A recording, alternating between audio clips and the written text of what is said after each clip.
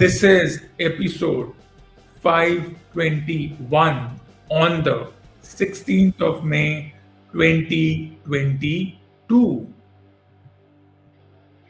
यम्मा यम्मा यम्मा यम्मा ये खूबसूरत समा यम्मा यम्मा यम्मा यम्मा ये खूबसूरत समा बस आज की रात है जिंदगी कल हम कहाँ तुम कहाँ बस आज की रात है जिंदगी कल हम कहाँ तुम कहाँ यम्मा यम्मा यम्मा यम्मा ये खूबसूरत समा यम्मा यम्मा यम्मा यम्मा ये खूबसूरत समा बस आज की रात है जिंदगी कल हम कहाँ तुम कहाँ बस आज की रात है जिंदगी कल हम कहाँ तुम कहाँ कब क्या हो जाए किसको खबर ना चले झूम कर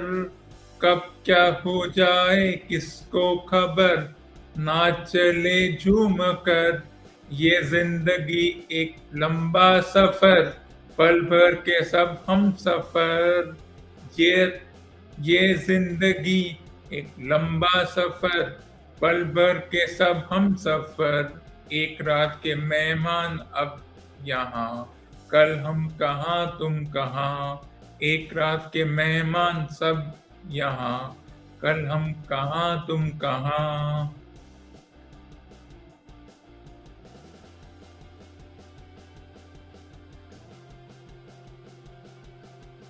कल हम कहाँ तुम कहाँ एक रात के मेहमान सब यहाँ कल हम कहाँ तुम कहाँ यम्मा यम्मा यम्मा यम्मा ये खूबसूरत समा यम्मा यम्मा यम्मा यम्मा ये खूबसूरत समा बस आज की रात है जिंदगी कल हम कहाँ तुम कहाँ बस आज की रात है जिंदगी कल हम कहाँ तुम कहाँ हंसते हुए ऐसी शान से दीवाने जल जाएंगे अरे हंसते हुए ऐसी शान से दीवाने जल जाएंगे और जलती शाम में मिलके गल परवाने जल जाएंगे रह जाएगा यादों का दिया कल हम कहाँ तुम कहाँ अरे रह जाएगा यादों का दिया कल हम कहाँ तुम कहाँ यम्मा यम्मा यम्मा यम्मा ये खूबसूरत समा यम्मा यम्मा यम्मा यम्मा ये खूबसूरत समा बस आज की रात है जिंदगी कल हम कहाँ तुम कहाँ बस आज की रात है जिंदगी कल हम कहाँ तुम कहाँ So India goes on to win the Thomas Cup and get a gold medal. And it's a huge deal because it's a tournament won by India in terms of a team tournament, which is not the usual cricket or hockey. And what does it do for the country? It doesn't do anything special. It gets the first page coverage. Every newspaper gets this on the first page, which is a rarity other than cricket to have any kind of sport on the first page. Of course, we went crazy when a certain Neeraj Chopra went on to win a gold medal as far as the Olympics was concerned.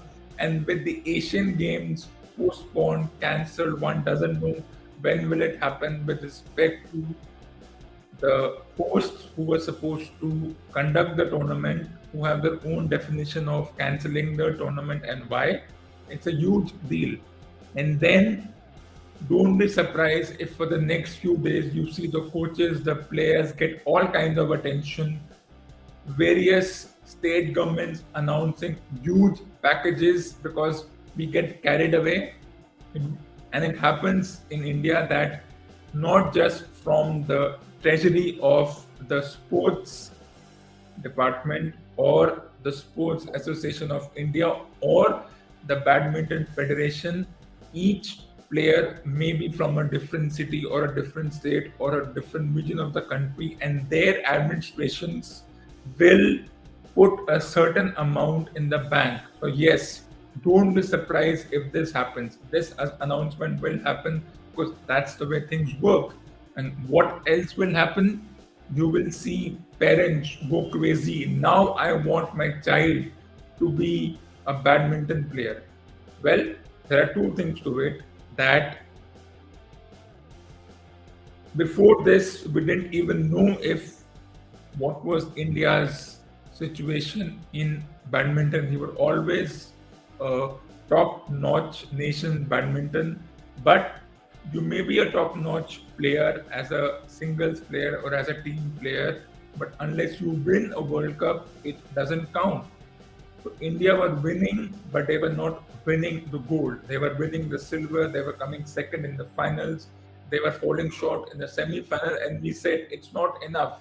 And ironically, this was a men's tournament, so one doesn't know if the women what is the position in the women's tournament. Not yet, not of as of now.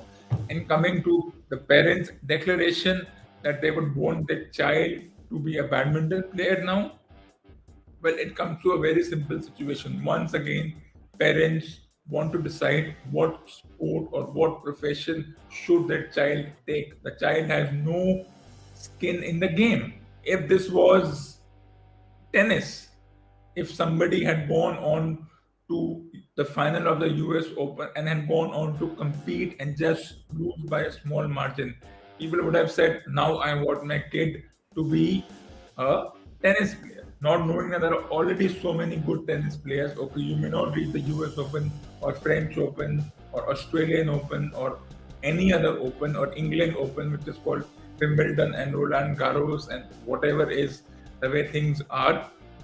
Unless you win the tournament, it doesn't exist. Whether it's single sport, whatever. Javelin was always there, but we needed a Neeraj Chopra to get the country excited. Shooting always existed, but we needed a Abhinav Bindra to do it. Athletics, field and track always existed, but we needed a Milka Singh to come close. Why?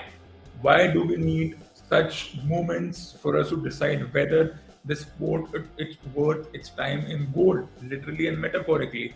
And therefore, the excitement is fair, but the excitement is also hypocritical because let's say they had fallen short, then you would have said India do well but fall short. Once again, we fall short. We won. It will be a moment of triumph. It will be something other than the obvious sport. You will see every pseudo expert who have no worth, who think they can write an article. Yes, we move on from cricket. We move on from hockey. We move on from whatever other sports are there. We focus on sports like badminton, which hasn't got its due, or sports like javelin, which hasn't got its due, or sports like amateur wrestling, where we win gold in small tournaments. With no Asia Cup, this is the best we can do. When will the Asian Games, Asia Cup happen? One doesn't know. So, yes, kudos on winning, but let's not get hypocritical. Let's not get carried away that we will only recognize a sport if the current players go on to win the gold medal or they come close to winning the gold medal or winning the cup. Of course, Thomas Cup is seen as the most prestigious badminton tournament. Why? Who decides which is the most prestigious tournament? What is the criteria? I don't think there is any criteria because it has a very anglicized name. So it's a thing. There's a Davis Cup also, but the Davis Cup has no standing in front of the US Open. So that's the way our mind works. It's still a little prejudice and it will always be prejudice. But moving on to a tournament which is full of flaws, for me, the IPL or the Indian National T20 Domestic World Cup should be called the injury prone league. This has been happening from day one since this tournament started. Why? Why do players get injured? Players are bound by players bound by contractual obligations have to work extra than they do for the national team and risk injury. And this repeats itself every year, but neither the governing bodies nor the players can get themselves out of this quagmire. What does it mean? Means the players have to attempt do fielding efforts which can hurt their shoulders, their knees, and then when you say this to someone, they say they are paid for it. It's such a simple thing.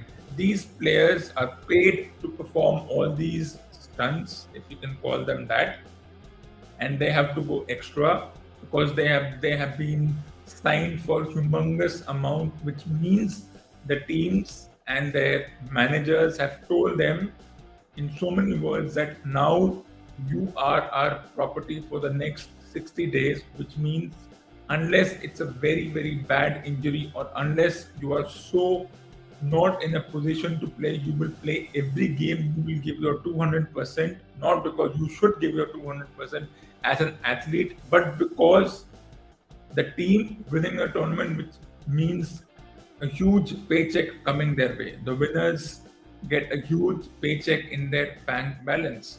And that is what forces players to play through injuries unless the injury is so bad that they cannot go further. So what happens? Jadeja, Suryakumar Yadav, Patrick Cummins, and maybe many more names which haven't come yet, but they will come, are out of commission, out of playing for the national teams for 4 to 6 weeks. Now, the Jadeja situation is a very unique one and a very hypocritical one. Jadeja was a captain of the team, but they lost the first 4 matches. People start asking he's not fit to be a captain. He has no prior experience, no domestic experience, no junior experience. Nowhere has he captained before. Well, everyone starts as zero as a captain. Nobody has any experience.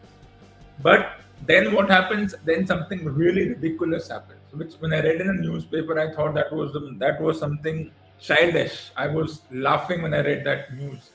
That Chennai unfollowed Jadeja on a pseudo media platform. Jadeja in suit followed and unfollowed them on that same platform. And the rumors began to spread that everything is not right with Jadeja and the team. And a certain individual rules decides everything. We all know who that player is, but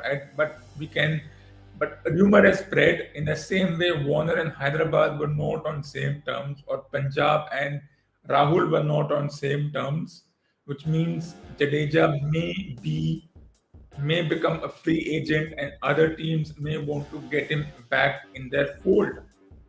Now, this is a rumor. Whether there is some kind of a miscommunication or Jadeja and the Chennai team and the management are not on the same terms is something which cannot be proved. It cannot be proved. How can you prove it? Unfollowing on pseudo media, and that too on something as ridiculous and mundane and something which I don't even have. Instagram, I don't even believe in that absolute nonsensical pseudo media platform. Are you serious? I have unfollowed people. It doesn't mean that I don't have a good understanding with them.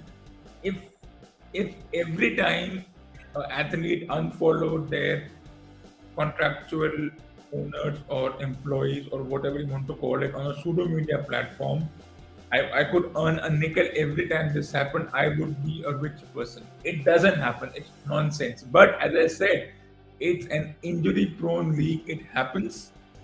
And then the most disgusting part about this is that there is also disagreement between the physios of each team and the physios of the national team. The physio of the national team want the player to move out and be rehabilitated for a period. The physio of these teams, respective teams, under pressure from their management say that no, you clear them even if they are limping on one leg, even if they're on a wheelchair, you clear them. As I said, the governing bodies can't do anything about it. The Indian Cricket Board can't do anything about it. The players, well, they are contracted, they are signed by them, they're under contract, they're under for next 60 days, they're under somebody else's thumb. Whether it's good or bad, we can keep debating for the rest of our lives. This tournament has its advantages, but it's 30% advantage and 70% full of flaws. But we can, let's not get into that. But this whole not on good terms left the bubble following an injury. It happens, they leave. We have seen players leave. And every time you thought that the fact that we take things said on pseudo media seriously and the whole following, unfollowing charade and the theatrics, then the world is in a very strange place. I wouldn't accept it. I wouldn't. If this has come in a mainstream newspaper, it shows that the maturity level of the newspaper itself, the editor, the reporter, the writer who's penning down this article, it shows lack of maturity, lack of content, and they're confused what to do, which means they are searching for needle in a haystack, and they found this needle in a haystack of Jadeja's supposed unhappiness with the team. He was made the captain, he could not cope up with it. Then they made MS Dhoni the captain again, but even that didn't work because, well, the team is disqualified, eliminated, whatever be the terminology, but they try to put a brave face because they have to put a brave face. And what are the conversations off camera, behind the scenes, in the locker room? One doesn't know, and according to me, I've been part of locker rooms, not exactly sports, but I've been part of leadership groups, and some things should never come out because they don't. If that's the case, then why don't we come to know if there is disagreement between a reporter, editor, and a newspaper management? Maybe there is. The editor wanted this article to be published, but their upper management said, no, let's publish this because this article may have a stronger message and a stronger critical message. There is always disagreements when you are in a team, whether it's sports, athletics, or anywhere else. So this whole Jadeja, Chennai, and Instagram nonsensical follow unfollow, well, it's nonsensical, it's stupid. And if this is being reported, then it shows a lack of maturity, lack of content, and lack of ability to be a decent gatekeeper as far as the editor is concerned. I wouldn't have got this news published. I would have said, no, there is no time for this kind of nonsensical garbage to be published in my newspaper. I wouldn't do that. I wouldn't waste time. I wouldn't even care what the players said to the broadcaster in the post-match thing. It doesn't really make a freaking difference. And therefore, it shows that even in the standard of newspaper are falling. They are falling and they are falling, and they need someone like me to revive the falling standards of the sports section of all Indian newspapers and the electronic media. But moving on, what is the state of the championship so far? So for now, 11-time champions, that is combined, Chennai, Hyderabad, Bombay, might find themselves eliminated. Hyderabad, it's difficult. They can at best go to 12 points, which is not going to get them into the semi-finals. And then Calcutta, Bangalore, Punjab, Delhi, and Rajasthan will fight for 2 spots. But if we presume that with yesterday's win, Rajasthan moved to 16 points, they need one more match to win, and they will be on 18 points. Lucknow have lost a couple of matches. They moved to number 3, and we know the whole number 1, number 2 situation where top 2 teams get a second chance to get into the finals and a whole eliminator qualifier thing which comes along with it.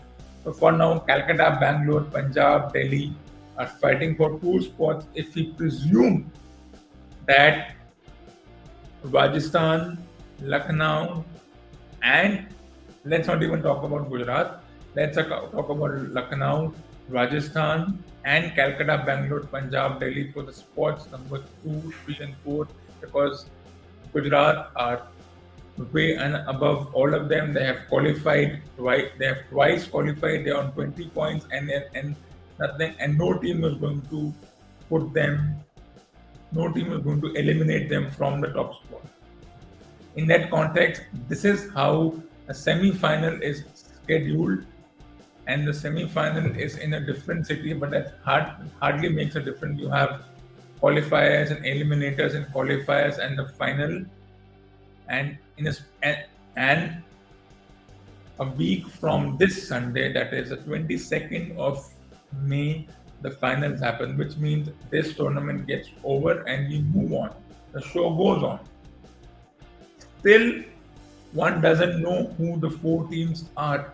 But if we presume that Lucknow, Rajasthan, and Gujarat have sealed their spots, it's still somewhere 3 and 4 fighting, because Lucknow may have to grapple with the likes of, as I said, Bangalore, Delhi, Punjab, and Calcutta. So for me, Calcutta find themselves in a difficult position, but we can give them the leeway for now. And now let's look at this table. What is the message coming from this table? You have a team on 20 points with 10 wins. You look right at the bottom of the table, you have two teams with hardly 8 points. And what does it mean for that two teams who dominated this particular tournament for a majority of time find themselves eliminated early in the tournament, a month before, even before group matches were completed, even before we knew who would be the final semi-finalists. They find themselves in that strange situation. And what happens and what kind of rumors spread when a team is in these positions, especially Chennai and Bombay? It means there are two things to it. Rumors have spread that not all is well between the management of Chennai and Bombay and their respective players. The team they selected looked out of touch with what is required of a 20-over tournament. They had a lot of old players, and they did not look at the future, did not mold the team according to all-rounders and fast bowlers, and their auction or the auction tamasha strategy went wrong. Of course, if a team loses, everything is wrong. Their planning is wrong. They don't have the management doesn't get the team right. They make too many changes. All is not well between the captain and the players, or captain and a certain player, or the player and the team management. Things are not looking busy. They are losing. They don't have the right players to support their MVPs, that is the most valuable players. And then if you look at teams like Gujarat and Lucknow, because they are the newbies of this tournament, everything is perfect. They didn't have the glamorous names. If we go in that direction, if that's the discussion that has been happening, they don't have the glamorous name. I never understood what the term glamorous name means. But going along with that charade, they are on 20 points because they have found a way to win. They were in trouble, but their future MVPs, future Hall of Famers, future glamour players who have been playing this tournament long enough that they may be in that glamour zone, they got the players with the right support staff. The support staff has got the right plans, and of course, you love it when the plan goes right. So on one hand, Chennai and Bombay and Hyderabad with 11 tournaments, 11 wins in total, find themselves or eliminated. You can presume that Hyderabad has two more games, but they may find it difficult to go ahead unless they win the next two and find themselves on 7-7, which is also a possibility. But at number 8, they have to beat a couple of decent teams to go over there. And then you have teams like Gujarat and Lucknow, new teams, nothing to lose, everything to prove, and Gujarat may go on to win the tournament. And as I said last time, if Gujarat does, and Hardik Pandya joins a special group who was 1 for 2, it's a long list. So let's not get into that because I already talked about it. So if you're not winning, everything is wrong. The planning is wrong. The execution is wrong. The players selected are not appropriate for that particular environment. And when you're winning, everything is perfect. The team management got the team right. They planned ahead. They got the captain who was an eager captain. They got the players who were suited for that particular environment. They got young players. They have experienced players. Of course, if Gujarat find themselves wins and 10 losses, what happened? All the euphoria of last year goes into the dustbin. So let's not get too carried away. Of course, it happens. If you are a student and if you get 90%, you will say, I want to thank my teachers, my parents, my pseudo coaching institutes for guiding me in the right direction. I work day and night. I work burning the midnight oil and I got 90% after a lot of hard work of 2 to 3 years.